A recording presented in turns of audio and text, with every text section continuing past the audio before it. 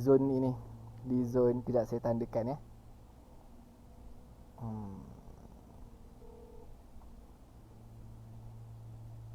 Okey. Di zone 1.21730, di sini ada berlaku satu breakout dekat Euro USD ya. Tuan-tuan dan puan-puan tengok. Tuan boleh tengok kat sini ya. Okey, kamu semua boleh tengok dekat sini. Okey.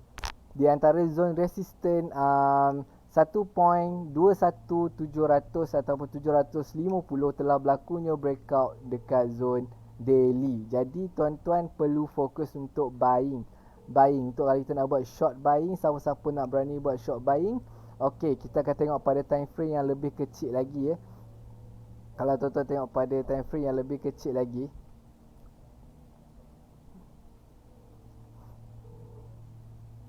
okey, sekiranya tuan-tuan nak boleh nak cuba untuk buat zone buying, ada dua tempat yang saya suggestkan. Okey, kalau kita tengok pada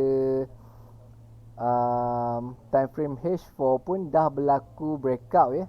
Dah pun berlaku breakout pada resisten yang sebelumnya. Ini kat sini ya. Kalau tuan-tuan dan puan-puan tengok saya tanda satu horizontal ray di sini ya, telah berlaku breakout ya. Breakout yang solid H4. Yang di mana satu candle hijau berjaya memotong resisten yang sebelumnya dalam keadaan body yang sangat solid. Okey, dalam body yang solid. So kat sini kita tahu yang Euro USD akan ada movement yang besar lagi untuk naik, untuk berlaku kenaikan. Tapi zone yang paling cantik untuk kita tu untuk kita nak buat penunggu adalah, kejap saya tandakan. Satu zone untuk buy, untuk short buying. Okey, di sini ya. Di sini. Okey, iaitu pada point 1.21767. Itu adalah zone yang pertama. Zone yang pertama untuk tuan-tuan nak buying. Itu S1. Saya panggil sebagai S1 lah, support 1. Dan zone kedua yang paling cantik untuk tuan fokus buying, sekiranya breakout juga pada zone S1. Zone kedua yang paling cantik untuk tuan fokus buying adalah pada 2.20800 di sini ya. Ini adalah zone S2 dia.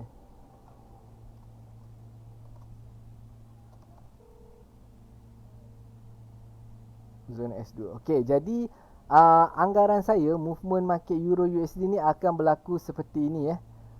Ini tanggapan saya yang akan berlaku. Jadi movement market akan berlaku seperti, okey, daripada sekarang ni akan berlaku S1 naik, dia touch, kemudian terus terbang. Okey, ini adalah jangkaan yang pertama pada minggu ini. Ini adalah jangkaan yang kedua. Ini adalah jangkaan kedua saya adalah apabila dia touch pada support yang pertama ni, kemudian dia retrace semula, kemudian dia buat penurunan sehingga pada support kedua, kemudian barulah dia sambung terbang. So di antara dua jangkaan ni yang saya target ya untuk buying pada Euro USD pada minggu ini. Jadi tuan-tuan dan puan-puan perlu melihatlah sama ada candle yang sekarang ni berjaya untuk reject ataupun tidak pada support resistance S1. Tapi sekiranya kalau movement dia pergerakannya sangat kuat, jadi untuk dia terbang terus pun tak ada masalah saya rasa untuk Euro USD ni. Jadi TP tuan-tuan dan puan-puan boleh tengok TP boleh ambil pada zone 1.22500. 1.22500 adalah TP yang pertama, adalah TP kita yang kita bakal ambil. Okey. Okey, jelas ya untuk Euro USD. Okey, bagi siapa-siapa tuan dan puan-puan yang mempunyai masalah dalam trending ataupun masalah dalam movement, okey, market dalam forex ni kita akan tentulah. Kita akan masuk dalam 3 direction saja. Yang pertama kita akan masuk dalam keadaan trend line uptrend. Yang pertama kita akan masuk dalam downtrend. Yang ketiga kita akan masuk dalam market sedang berlaku dalam keadaan sideways. Okey, di antara tiga. Jadi sebelum kita masuk market, kita entry market buy ataupun sell. Jadi kita kena tahu kita sekarang ni berada dalam keadaan apa. Adakah market sedang berlaku sideways? Adakah market sedang berlaku dalam keadaan uptrend? Adakah market sedang berlaku dalam keadaan downtrend? Kalau tuan-tuan dan puan-puan boleh detect tiga tanda ni, tiga bentuk candle ataupun movement chart, InsyaAllah tuan-tuan dan puan-puan boleh nampak di mana tempat untuk entry yang sharp ya, menggunakan support dan resistance dan juga trendline sahaja dan juga breakout. Tiga teknik ni. Okey. Ini adalah jangkaan movement saya untuk Euro USD pada minggu ini. Kalau tak berlaku pada minggu ini, akan berlaku pada minggu hadapan.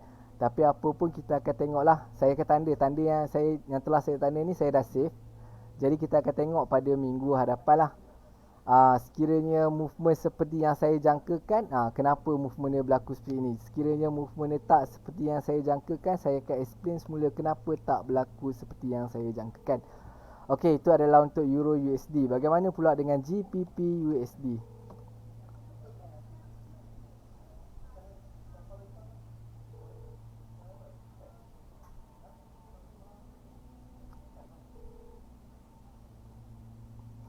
Okey, untuk GBP USD, target saya sebenarnya adalah selling pada 2 minggu lepas, iaitu selling pada zone R1 ni.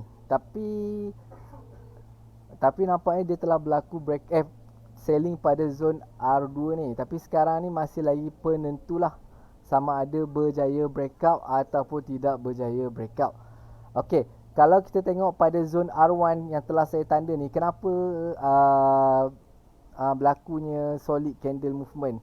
Okey, kalau kita tengok candle hijau yang sebelum ni, kalau siapa-siapa yang entry pada zone R1 buat sementara kan, kalau kita tengok movement candle dah pun berjaya breakout pada daily. Kalau kita tengok pada H4 pun kita boleh nampak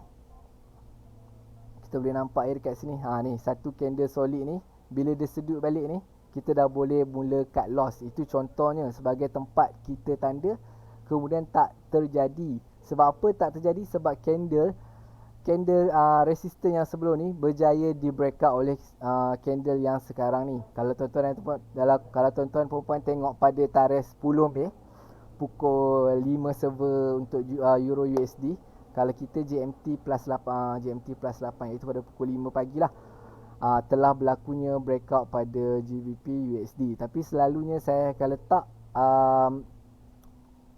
30 pip sebagai SL. Okey, sebagai contohnya saya letak PO saya pada zone 1.4 40000 ni kan, saya letak PO saya selling. Okey, kemudian dah trigger and then touch. Apabila dah touch, saya akan set SL sebanyak 30 pip. Okey,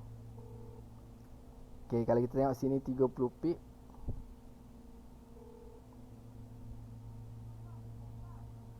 Saya tengok kiraan pip dia 10. Kejap kita tengok kiraan pip dia. Alright.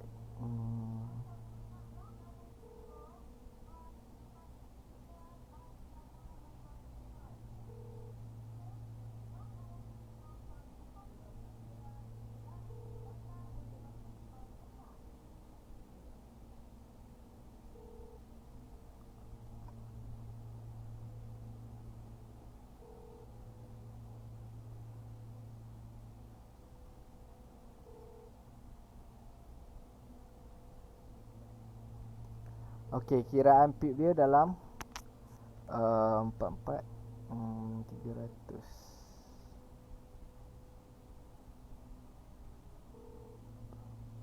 Okey, kena ya SL kita. So market akan kena SL, tapi apabila market kena SL, tuan-tuan dan puan-puan jangan risau. Kita akan cari re-entry semula pada zon-zon yang tertentu. Okey, contohnya kalau kena SL, saya akan tunggu semula untuk buat short buying. Contohnya saya akan tunggu semula pada zone R1 saya ni untuk buat short buying. Selalunya kalau kena SL. Okey, ini adalah sebagai contoh lah. Okey, saya letak pada point 1.4000 sebagai selling point. And then market dah pun kena SL. kena SL saya. Okey, jadi saya biar dulu market berjalan sehinggalah market tu berjaya retrace mula pada zone R1 semula. Kemudian saya akan buat short buying. Itu adalah selalu game plan saya lah dalam trading forex. Okey, apabila saya kena SL, saya takkan masuk entry untuk buying. Saya akan tunggu semula pada zone R1 juga untuk buat short buying semula. Sehinggalah TP saya pada zone yang paling tertinggi semula, iaitu 1.41731. Itu adalah untuk saya buat cover loss saja ya, bukan untuk buat profit . Yang mana yang SL saya yang tak berjaya saya cover, saya akan cover semula untuk buat short buying pada zone R1 ni. Itu yang selalu saya lakukan. Okey, itu adalah untuk GBP USD. So untuk GBP USD ni, kejap saya padam balik semula. Saya padam semua. Remove drawing. Okey. Kalau kita tengok pada day 1, saya banyak tengok pada support dan resistance pada daily, kemudian pada H4, kemudian pada H1 lah. Siapa-siapa yang nak buat short buying boleh tengok pada H1. Okey. Kalau kita tengok pada GBP USD ni, market masih lagi kuat untuk buat selling kerana masih lagi tak breakout. Masih lagi tak breakout. Maksudnya body yang sebelum ni tak melepasi shadow yang sebelum ni. Dia hanya sampai dekat shadow saja rejection dia, tapi dia tak berjaya breakout dalam bentuk body yang solid. Sekiranya GBP USD berjaya buat breakout dalam bentuk body yang solid, okey, body yang solid seperti ni, seperti yang ni saya tunjuk satu pada zone ni, pada sini, macam ni, berjaya buat solid breakout pada zone ni, okey, saya memang akan fokus untuk buat buying lah. So buat sementara ni saya akan fokus untuk buat selling kerana market masih lagi tak buat solid breakout seperti yang saya tandakan pada point 1.39600. Okey. So aiming saya untuk selling untuk Euro USD untuk pada zone R1 ni. Okey, tuan-tuan dan puan-puan boleh start buat selling sekarang lah bagi siapa yang berani, ataupun tunggu pada zone re-entry semula. Okey, bagi siapa yang dah start buat selling GU, okey, TP yang pertama tuan-tuan dan puan-puan boleh cuba untuk ambil adalah ni adalah short lah, short TP, short selling. Bagi siapa-siapa yang nak buat short selling boleh ambil pada zone 1.39800. 1.39800 adalah sebagai zone TP kita yang pertama. Ini adalah zone TP kita yang pertama bagi siapa yang buat selling. Okey, bagi zone TP kedua kita, adalah pada point horizontal line. Tuan Iqbal, sihat Tuan Iqbal? Okey, untuk TP kedua kita akan fokus pada 1.37000. Ini adalah solid point resistance yang sangat kuat lah. Ini adalah TP support yang sangat kuat. Maafkan saya. Okey, TP 2. So saya target untuk ni. Tapi sekiranya berlaku breakout lah. Katalah candle pump, dia tenang balik, reject naik atas. Okey, bila kita enter market ni kan, kita just analisis price yang akan berlaku pada masa hadapan. Sebenarnya tak ada siapa-siapa pun yang akan tahu apa yang akan berlaku pada masa hadapan. Jadi kita menjangkakan pergerakan harga pada sekian-sekian, pada kerana apa? Kerana dia ada resistance, kerana dia ada support, so price akan berubah. Itu jangkaan kita. Tapi sekiranya tak seperti yang kita jangkakan, kita perlu tengoklah sama ada berlaku rejection ke apa ke. Tuan-tuan dan puan-puan, jangan risau untuk cut loss. Sebab apa, dalam forex ni kalau kita cut loss, walaupun kita cut loss, kalau kita ada 100 USD, kita cut loss 30 USD pun kita masih ada lagi 70 USD untuk kita grow. Dan tak mustahil dalam forex untuk 50 USD grow sehingga 500 USD memang tak mustahil lah. Tapi risiko dia sangat risk lah. Jadi untuk tuan-tuan dan puan-puan untuk cut loss dalam 30 USD tu tak ada masalah, sebab kita boleh grow balik bila-bila masa je. Daripada MC tak boleh nak grow dah. Itu saja. Selama saya trade dalam bidang forex ni lah. Jangan takut untuk kita nak cut loss. Dan apabila kita buat something, movement, pastikan ada sebab yang tertentu. Jangan disebabkan emosi. Okey, baiklah, itu adalah GBP USD. Okey, macam mana pula dengan GBP JPY?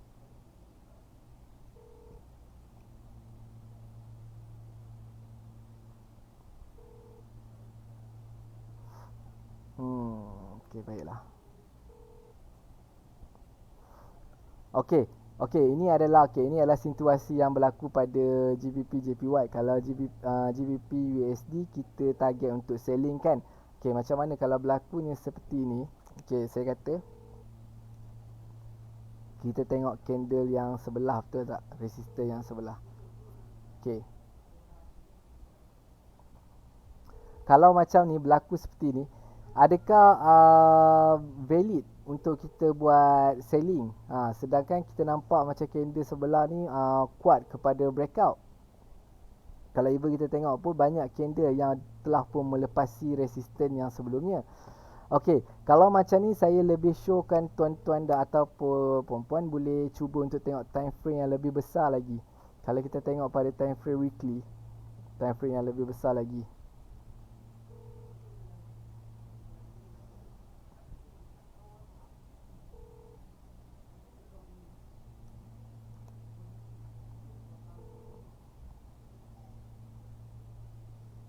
Okey, movement candle sekarang.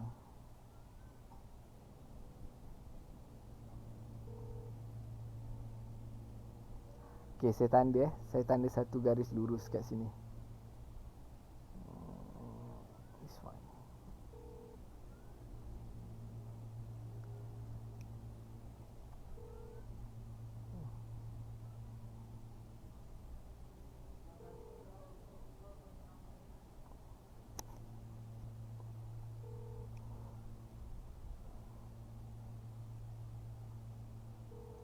Okey, baiklah.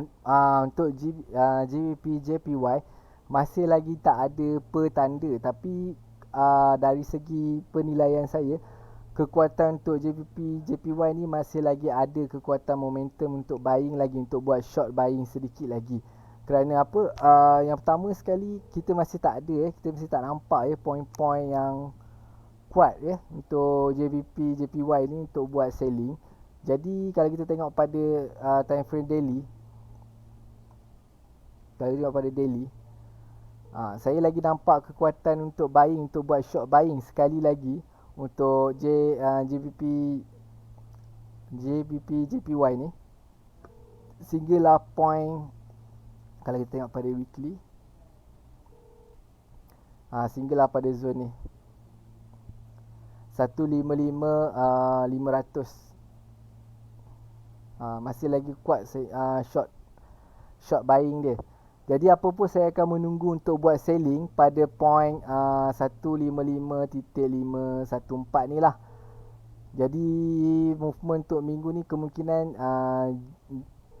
GBP JPY akan buat buying, untuk buat last buying lah, sama ada minggu ni ataupun hujung minggu, maksud saya sama ada minggu ni untuk dia sampai pada zone yang telah saya tandakan ni, ataupun dia sampai pada minggu ni dan kemudian dia akan buat selling pada hari Jumaat ataupun Khamis ni lah. Apa pun kita tengok lah nanti. So untuk JBP JPY ni tak ada zone yang sangat cantik lah untuk kita nak buat buying ataupun selling. Maksudnya tak ada punca, kita tak ada sebab. Okay, bila kita tak ada sebab dalam market masih lagi tak ditentukan, so jangan entry. Jadi kita tunggulah pada zone-zonenya. Jadi untuk JBP JPY ni saya biarkan dulu. Jadi kita akan tengok movement dia pada hari Khamis ni. Hari Khamis ni saya akan live pada pukul 9 malam lah, seperti biasa. Okay, so kita akan tengok movement JBP JPY. Okay, next kita akan tengok gold CFD. Kita tengok gold dulu Okay, Owanda. Okay, Owanda, untuk gold USD ni target saya buying pada 2 minggu lepas pun saya masih lagi kuat untuk katakan buying. Sebab apa? Sebab punca dia satu je. Okay, pertama sekali sebelum berlakunya ni. Okay, kejap. Allah.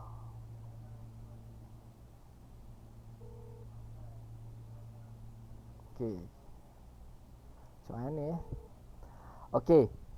Okey, sebenarnya dekat sini saya dah nampak dah. Sini pada zone ni. Dah berlaku orang kata breakout pada ni. Sebenarnya antara dua zone ni saya target. Sekiranya gold berjaya breakout di bawah lagi, maka akan berlakunya downtrend lagi. Tapi nampaknya gold dah bagi petanda breakout. Sikit je dia bagi. Nampak ni. Candle hijau ni dengan resisten yang sebelah. Sikit je dia bagi. Kemudian dia retest sikit, kemudian dia terbang. Sebenarnya target saya gold pada 2 minggu lepas adalah buying ya. Nampak tak saya tanda pada zone 1728. Sebab apa saya selalu tanda gold ni pada zone yang lebih rendah? Sebab gold ni jahat sikit. Bukan jahat sikit, jahat banyak lah. Dia banyak berlakunya spike, rejection, yang tipu-tipu lah. Kalau saya letak SL, nice. So saya akan target zone-zone yang jauh sikit, tapi tak berjaya sampai.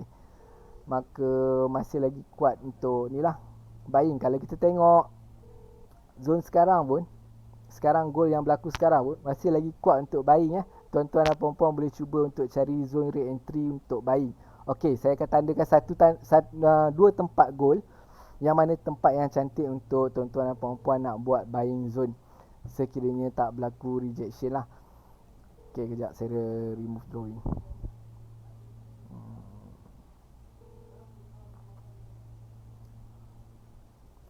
Okey, yang pertama adalah zone ini. Ini adalah zone yang pertama. Ini adalah zone yang kedua. Ni, kat sini. Dekat tempat doji dia ni. Ini adalah zone yang kedua. Sekiranya gold berjaya breakout pada zone support yang pertama ni, S1. Zone support yang pertama ni berjaya breakout, maksudnya confirm dia akan pergi pada zone S2 ni. Confirm. Memang dia akan pergi pada zone S2 ni.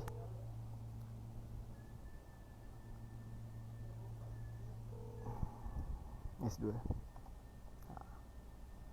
Okey, kalau untuk gold, untuk pair gold, saya tak akan letak pending order selalunya. Sebab apa saya tak letak pending order? Sebab dia spike laju. Selalunya saya akan tanda pada zone yang saya jangka, di mana saya boleh buat buying ataupun selling.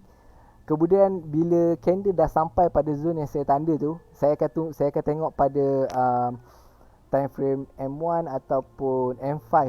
Saya akan tengok movement candle gold. Kalau laju, memang saya tak akan masuk. Saya cakap saya tak akan masuk. Kalau laju, memang kemungkinan untuk breakout tu sangat besar pada gold. Tambah-tambah kalau ada news ke apa ke, memang sangat laju. Gold ni scary, sangat scary lah. Jadi ini adalah dua zone yang saya tandakan lah pada S1 dan juga S2. Tuan-tuan dan puan-puan boleh cuba entry lah pada dua zone ni. Tapi sebelum entry, pastikan monitor dulu pada M1 ataupun M5. Kita tengok dulu movement candle gold ni macam mana. If kalau laju, kita tunggu dulu, kita relax dulu. If kalau dah okey, baru kita akan masuk. Selalunya gold ni saya suka masuk after movement lah, sebab dia selalunya bila dia dah start henjut gold, dia akan pergi terus, laju je dia akan gerak. Okey, kalau tuan-tuan dan puan-puan nak tengok yang lebih tepat lagi untuk entry, boleh tengok pada time frame yang lebih kecil lah. Tengok pada zone yang lebih kecil. Contohnya macam ni kita tandalah sampai dekat shadow dengan body je ke. Macam ni saya akan tanda dekat sini doji sikit. Saya akan tandakan pada resisten yang ataupun support yang banyak sentuh, yang banyak kali dia cuba touch untuk break. Itu adalah point-point killer lah yang kita nak tahu support dan resisten tu adalah zone yang kuat. Maksudnya sekurang-kurangnya ada 4 ataupun 5 kali dia dah cuba touch dan dia cuba nak break tapi tak berjaya. Contohnya macam ni. Ni 1, 2, 3, 4, 5. 5 kali dah ni dia cuba nak touch pada zone ni untuk nak breakout, tapi tak berjaya, di reject semula. Kita akan cari zone-zone situ lah. Lagi besar time frame, lagi banyak tempat kita dapat cari. Itu adalah zone point killer untuk support dan juga resisten. Okey, selesai untuk gold. Okey, macam mana pula? Okey, analisis silver. Sifu Allah Tuan Iqbal. Tuan Iqbal, silver. Silver ni kita kurang sikit lah. Tapi boleh lah kalau kita nak tengok. Silver. Oh anda. Okey. Kalau silver ni dia banyak kepada ni ya, news. Dia movement untuk technical analysis ni dia kurang sikit. Tuan-tuan awak kena banyak sikit membaca. Kalau macam news, oil, dia WTI kebanyakannya fundamental dia kurang sikit lah, more kepada news. Itu pada pandangan saya lah. Okey, untuk kalau pada mata kasar saya, kalau kita tengok movement silver ni, kalau kita tengok pada daily, okey. Kalau kita tengok pada daily, okey, silver ni tengah buat untuk, saya nampak lah dari segi mata saya nampak untuk buat selling lah, selling yang kuat lah. Okey, pertama sekali, first sekali sebab dia reject sini, dia reject resistance yang sebelum ni. Dia buat shadow yang sangat tinggi, rejection yang sangat tinggi. Sini dia reject. Okey, kemudian dia buat penurunan semula. Okey, so sekarang ni pada zone yang sekarang ni dia tengah retest lah, sama ada dia berjaya reject ataupun tidak ni. Zone pada 27660 27.60 ni adalah zone yang di mana silver sedang test sama ada dia punya market dia berjaya breakout ataupun tidak. Ni sini zone ni. Okey, itu secara kecilnya. Tapi kalau kita tengok dengan lebih kecil lagi, time frame lebih kecil lagi, iaitu contohnya pada H4. Dekat H4, dekat sini barulah kita nampak zone-zone kita nak re-entry semula. Okey, ini adalah zone-zone yang cantik untuk kita re-entry semula untuk gold. Okey, saya akan tandakan Okey, saya tandakan satu. Okey, kejap. First kali saya akan tarik trend line.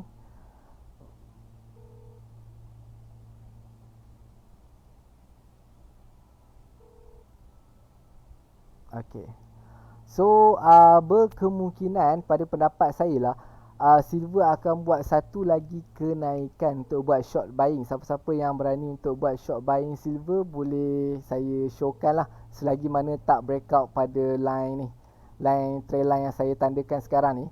Selagi mana dia tak breakout pada line ni, tuan-tuan boleh buat short buying. Short buying sementara sajalah. Okey. So target saya movement untuk silver adalah, kejap saya tanda dulu zone ni. Okey, ini adalah zone yang pertama.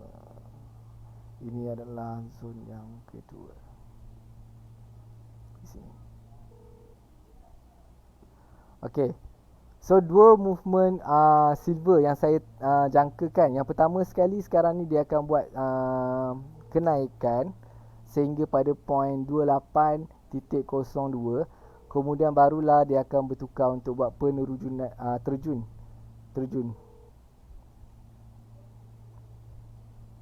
Okey, sehingga sini. Itu adalah jangkaan secara pendek saya lah pada minggu ini.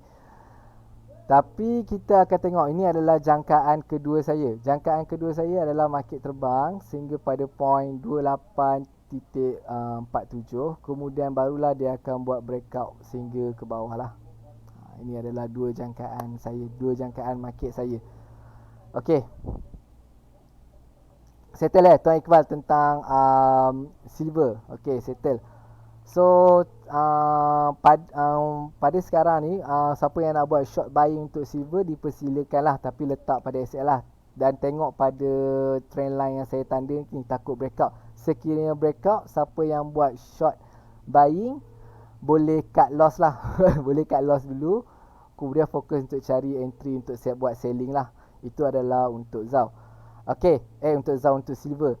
Jadi kita akan tengok movement dia semula pada hari Khamis ni. Sekiranya ikut seperti yang saya jangkakan, kenapa dia ikut seperti yang saya jangkakan, saya akan ceritalah.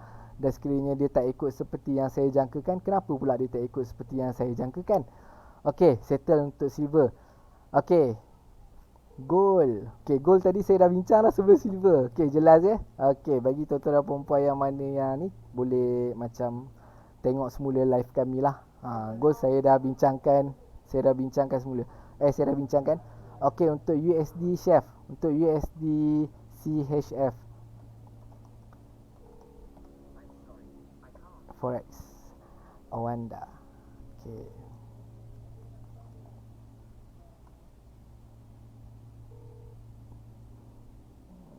Daily.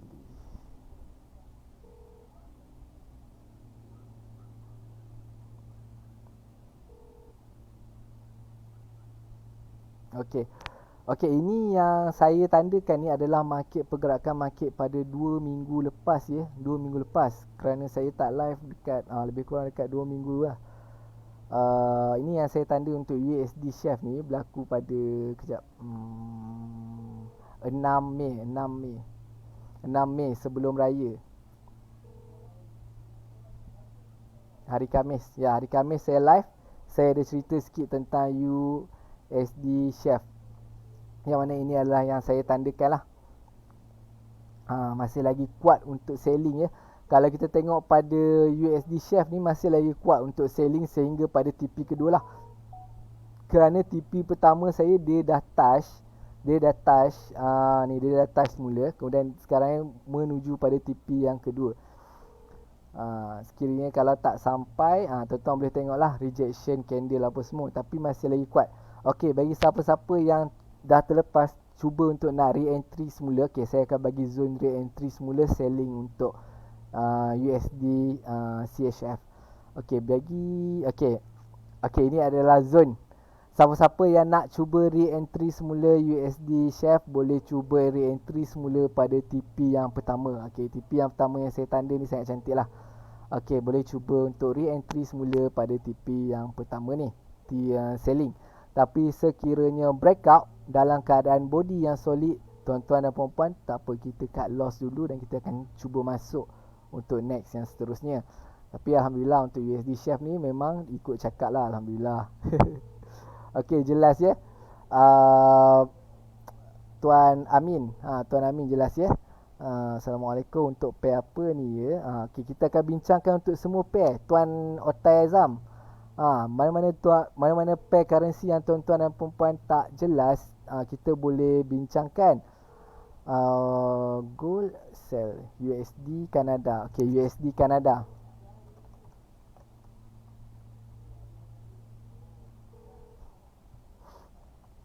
Okay, kita tengok pada daily.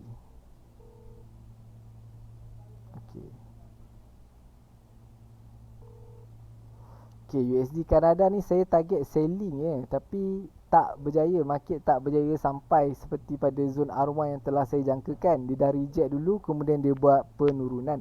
Kalau kita tengok pada time frame yang besar, di mana USD Kanada ni akan menuju. Okey, sekarang ni kita tak nampak lah kat mana sekarang ni dia nak pergi. Kita akan tengok pada time frame yang lebih besar lah. So, bagi siapa-siapa tuan-tuan dan puan-puan, bagi siapa-siapa yang teringin nak buat analisis sendiri, saya lagi menshowkan menggunakan komputer ya, daripada menggunakan phone. Sebab bila kita scroll pada time frame yang dulu, kita akan nampak dengan lebih jelas ya.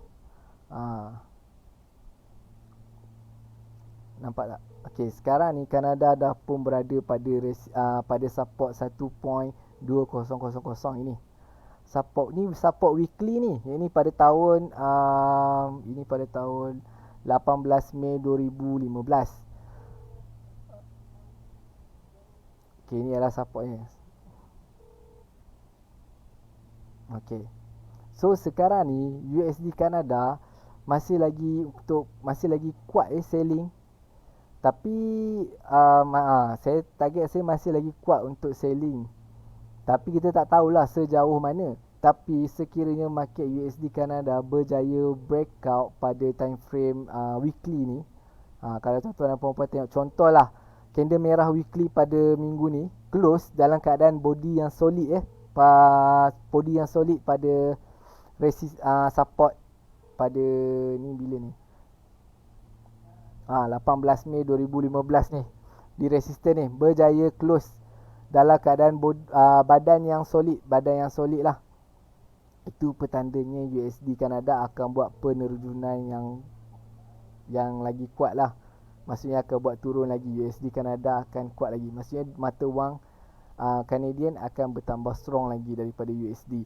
Okey, kalau kita tengok daily Masih lagi kuat untuk buat selling tapi okey, baiklah, saya boleh tanda untuk tuan-tuan dan puan-puan cuba untuk nak re-entry selling USD Kanada, tapi saya tak pasti sama ada akan boleh sampai ke tak. Sebab Kanada ni dia tak tunjuk pun, maksud saya dia tak tunjuk untuk buying pun, masih lagi jauh sebenarnya. Ya, dia masih lagi tak tunjuk petanda-petanda yang dia akan buat buying. Kalau even sekarang pun kita tengok masih lagi kuat untuk buat selling ya.